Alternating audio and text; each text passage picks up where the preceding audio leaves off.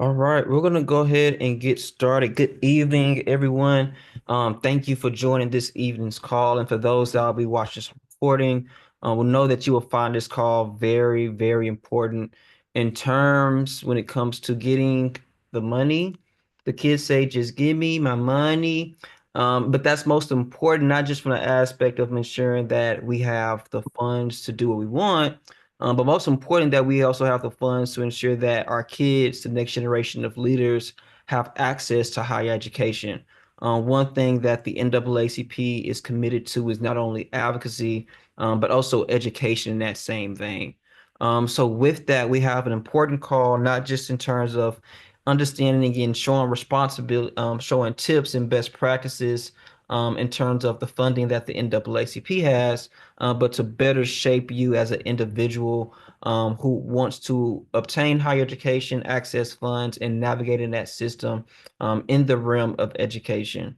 We know that the reality that we live in terms of funding, it is not the same anymore. It may not look the same, but the NAACP is still will remain committed to our mission and values, ensuring that that when it comes to all people and all communities, that one, we have an economic base, but most importantly, that we are educated with that.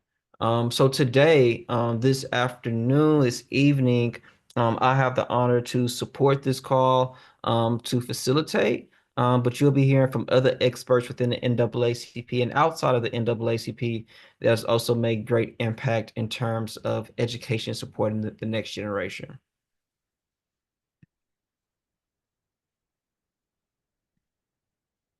So here is our training agenda for tonight. It is a light agenda. We just went through our welcome and introductions. Then at that point, we really want to take you through what are the Inspire initiatives that will be led by one of my NAACP colleagues to support you and guide you through the NAACP initiatives, the scholarships that we have to offer, deadlines, questions, frequently asked questions, most importantly, the tools to support you to ensure that you complete your scholarship process.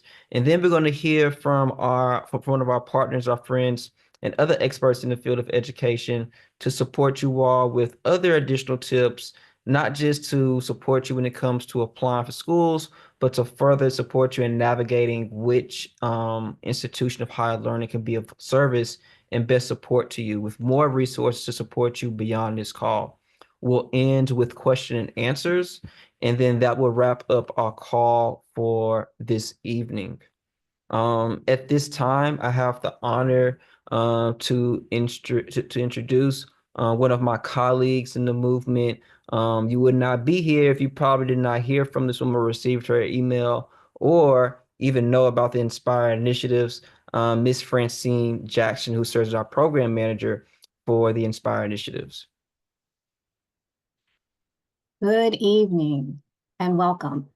I'm going to just give you a brief introduction to our programs. We've been running our programs internally for about 4 years. So the Inspire Initiatives applications for this year actually have opened back on March the 3rd. And there are currently 8 scholarships. The applications will close next Friday, April 11th. And on July 13th, during the AXO Awards ceremony, the scholarship winners will be announced at our annual convention in Charlotte. And then our goal is to have the payments remitted directly to the colleges and universities where those recipients attend beginning in August. As I mentioned, there are 8 programs. There are 8 scholarships this year: Agnes Jones Jackson, the Building Beautiful Futures, Dearmont Diaz, Ed Dwight, Empowering a Better Tomorrow, Hubertus W.V. Willems, James Weldon Johnson, and Society Awards. The criteria that each of those has in common is that in order to be eligible, students must be, or applicants must be, a member of the NAACP. If you are not currently a member, you can join because there's no conditions that says you have to be a member for a specific amount of time. Or if you are experiencing financial hardship that would keep you from being able to afford the membership, there is an option to choose that as your response when you're going through the application and it asks about your membership. You also should be African American or a person of color. You need to be currently enrolled full-time or accepted to an accredited college or university in the United States. Our programs do not support attendance at schools outside of the US. So if you're looking at a study abroad program where you're actually enrolled in the school outside of the US, the scholarship would not be able to assist. You must possess a grade point average of 3.0 or higher on a 4.0 scale. If your school has a scale that it follows that is something outside of the 4.0, you follow a 5.0 schedule, go ahead and list your grade point average at what it is, because once we get your transcripts, we do look at what the scale is and we'll make the adjustments to make sure that you're still within the eligibility. Each scholarship may also have other criteria specific to that scholarship, such as some scholarships may require that you're pursuing a certain major or that you are a certain level in college, have financial need, etc. So you can visit our website to learn more about our scholarships. As well as if you have questions, you can always email scholarships@naacpnet.org. And we'll give that to you again. Okay. Once your application has been successfully submitted, it will go through an evaluation. And these are the things that we look at when we're evaluating the applications. We're looking at your academics. Did you have a rigorous course load? How were your grades? We look at your career interests because we do ask you, what are your goals? Are you clear about your academic goals? Do they align with the scholarship that you're applying to receive? We do have essay questions. They're essays. The questions are going to be in alignment to get us to know more about you. So, in most cases, you're just responding no more 250 words a minute on the questions that are asked, as well as there are some video questions that you may be responding to. We want to look at, your background. Are you a well-rounded student? What type of extracurricular activities have you been involved in? Do you volunteer in the community? And so based on all of those things, we're going to make an overall evaluation on your application, and then that will receive a rating. Okay, so that is pretty much it. Do you have any questions at this point, or are we ready to roll right into our next presenter?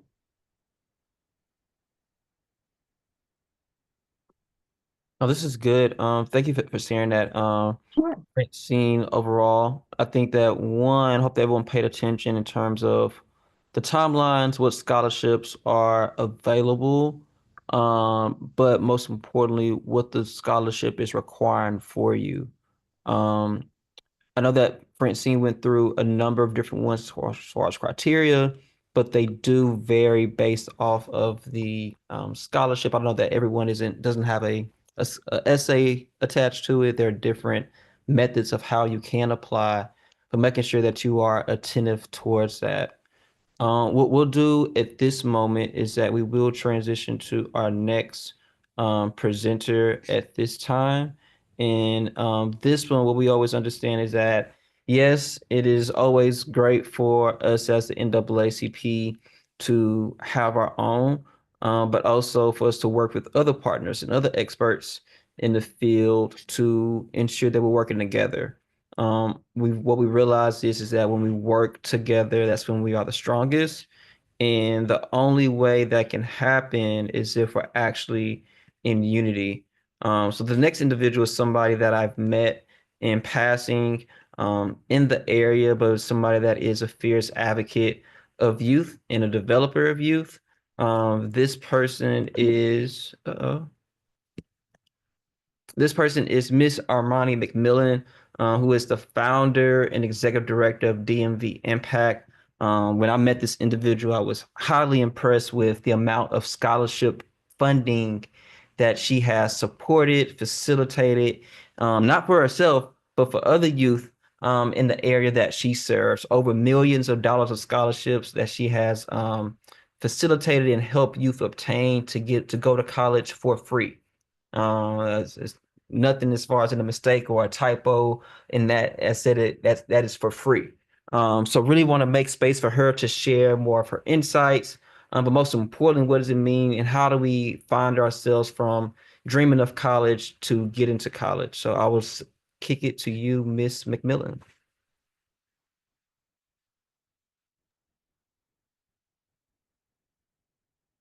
Thank you so much, Derek, and I am so happy to be here. I just need permissions to share my screen. Okay, there we are. And yes, so I am the executive director of DMV Incorporated.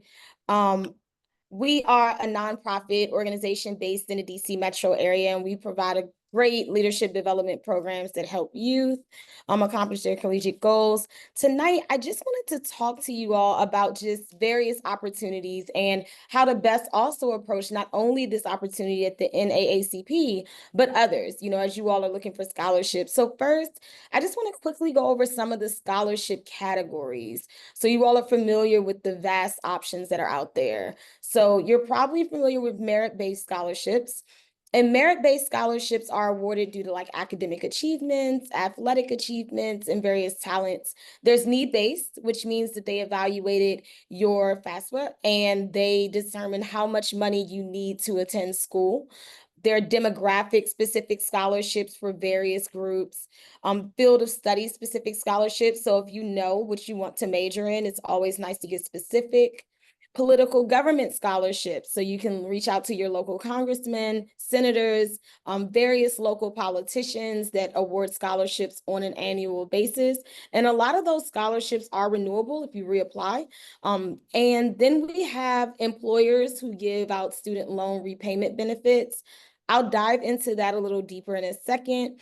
I always love to recommend you look into local scholarships. A lot of people forget about local scholarships, but that's a great resource. Even a lot of the larger corporations will also award funding at the local level as well.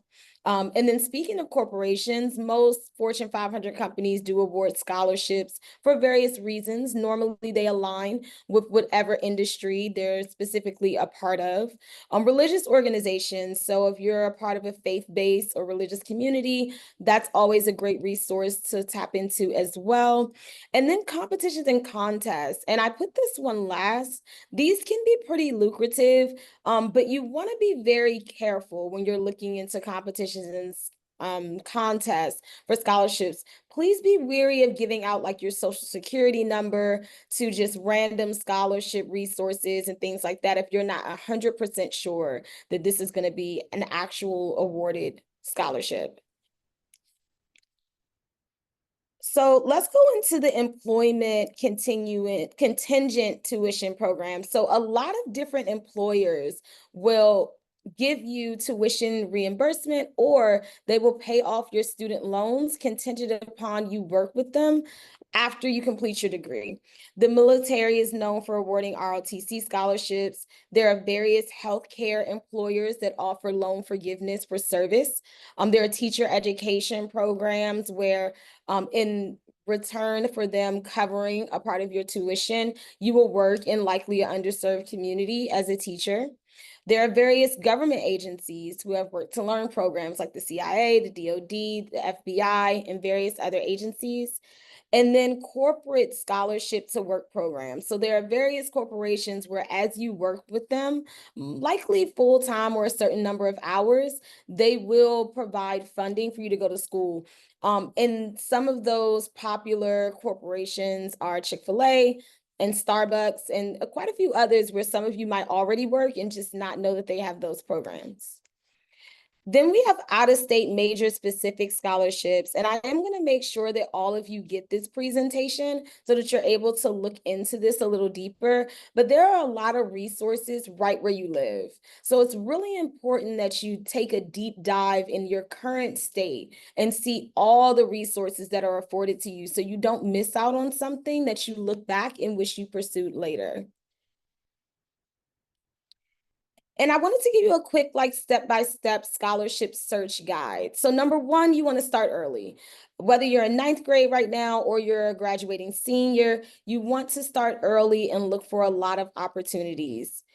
Then you want to assess your unique qualifications. When you all were listening to Francine earlier, she was asking you things like, do you volunteer in the community? What are your academic strengths? What are your talents? What are your achievements? And you want to include those in your scholarship applications. You want to utilize multiple search methods.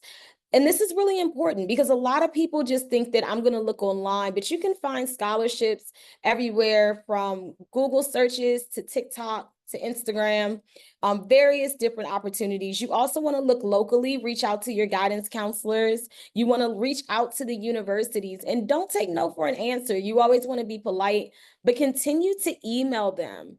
We recently had a young lady who qualified for a full tuition scholarship at Delaware State University, but they didn't award it to her. And she emailed almost every day politely and called almost every day. And she just got that award. So persistence is key. You just always want to be polished and professional.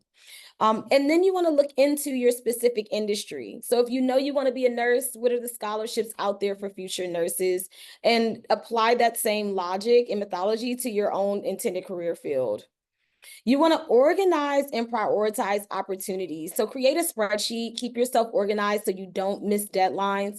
Prioritize scholarships based on award amounts, competitiveness, and the amount of effort that's needed for applications. And really look into those renewable scholarships and ones with multi-year benefits, because those are going to really come in handy. You don't want to get a lot of awards as you're going into your freshman year, and then you don't get those awards again as you matriculate through undergrad. You want to make sure that you're preparing your application materials, and you all are here tonight or watching this video, so you're already ahead of the game. Take advantage of resources like these type of webinars, but also look into every other element that's needed. Make sure you get strong recommendation letters from whoever you need those from, whether it's teachers or mentors.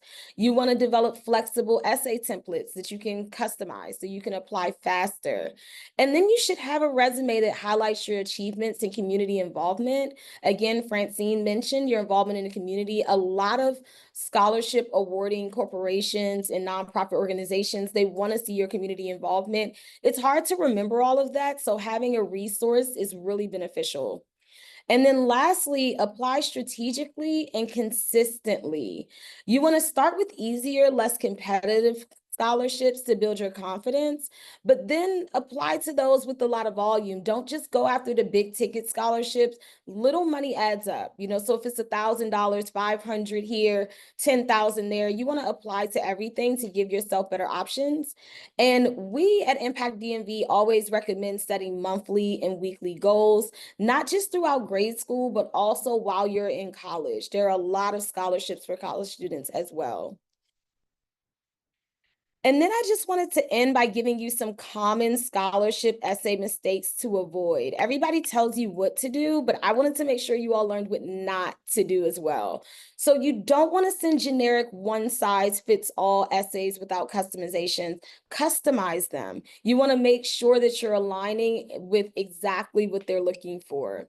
You want to focus only on achievements, not only on your achievements without personal growth elements. So how have you grown? They want to see your growth. If you're talking about something that happened to you that was unfortunate or traumatic, how did you overcome that? And how are you helping others advance as well?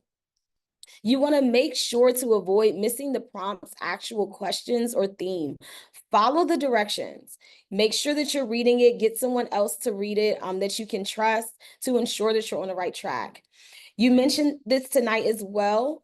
Do not exceed word limits. If the word limit is 250 words, make sure that you're staying within that limit. It's very important that you're following directions. You want to avoid using overly formal language. You should sound like your authentic self. If you're in high school, it's okay to sound like a high school student. If you're in college, you should sound like a college student. Now, you don't want grammatical errors and you should not be utilizing slang, but you should sound like yourself. Don't try to apply being someone you're not. And then lastly, don't forget to demonstrate your passion and how it aligns with the scholarship's mission and field. That is super important because they want to make sure that they're awarding someone who aligns with their goals. So make sure that you're doing your research and utilize tools like LinkedIn to reach out to past awardees to see what you can learn and how you can strengthen your applications. And that's all for us. Please follow us at Impact DMV on all social media outlets and YouTube. Feel free to DM us or send us an email, and we're happy to help you as you go through this journey. And Derek, I will turn it back over to you. Yeah. Thank you, Armani. That was great. Really appreciate the resources that you shared. I think that everything that you said was most important, but always things that you should not be doing, right? Things that you should be paying attention towards, not limiting yourself as far as the scholarships that you apply for. But most importantly, understanding that you always have money on the table and it's never too early for you all to start and be engaged. This was the main focus of our call to make sure that folks had the information that they need as far as best tips, practices, and understanding of the Inspire initiatives. Most importantly, the extra tools and practices and resources that Ms. Armani shared as well. So we hope that you all find this information helpful. At this time, we're going to transition to our announcements and questions and answers. In terms of announcements, we are now in the season of CRTI. CRTI is our Civil Rights Advocacy Training Institute and or regional conferences, regional trainings. We are starting off this week, kicking off our regional CRTI in Region 3 and Region 4 in Cleveland, Ohio. And next week, we will be in New Orleans for Region 5 and Region 6 CRTI starting next Friday going into Saturday. There's a lot of information that will be there. If you have an understanding, if you want a question about what is CRTI, this is a regional conference where we focused on grassroots and skills training to advance your advocacy as an individual, most importantly as a unit, but it's also great for you all to be in community within your region, who you all probably see maybe every convention or every other quarter if you all have the ability or opportunity to do so. I'm also going to uplift that we are still in election season. Student elections, Marie, if you can correct me if I'm wrong, end on April 30th and must be submitted no later than April 15th as far as your time and date. So if you're a part of a youth unit, you should have had an election. If not, we will share that information post the call so that you're more up to date with those resources. But after April 15th, on April 16th, we'll be holding our second quarter field call, which will be in conjunction with our convention prep call. We are getting close to convention. Convention is right around the corner. Our convention will kick off on July 12th and end on the 16th in Charlotte, North Carolina. So we're super excited to reveal what we have as far as programming, who's going to be there, but most importantly, the opportunities that you all have afforded to you all in regards to growing your advocacy and growing your development as a leader. I'm going to stop to see if there are any questions in regards to the scholarships or to any of our presenters in regards to their presentations that they put forth.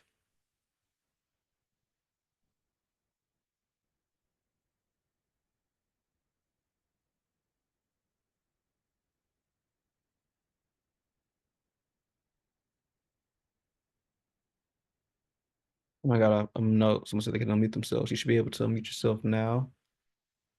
Any questions?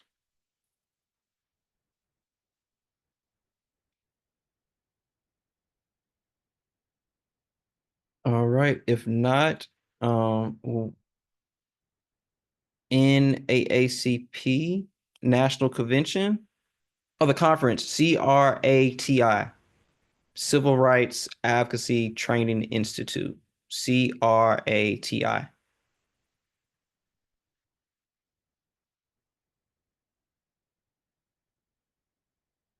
Any other questions?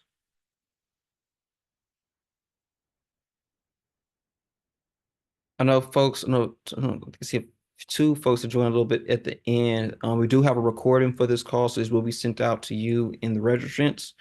This also be added onto our YouTube channel. If you know of anyone who needs support with completing the Inspire Initiative scholarship, please direct them to this recording for support. But if there's not anything else, one, I want to say thank you to our presenters, Ms. Francine and Ms. Armani, for providing the information in terms of supporting you all in terms of scholarships, make you more aware, but also sharing best practices and tips that can support you all on a long haul. And also want to thank you all for showing up. I always say that half of the battle is showing up. Once we show up, the rest is on us. So now the question I have is towards you is, now that you have this information, what will you do with it to ensure that you can be successful in whatever endeavor or outcome that you may have? Again, thank you again for tonight, and we wish you all a good one.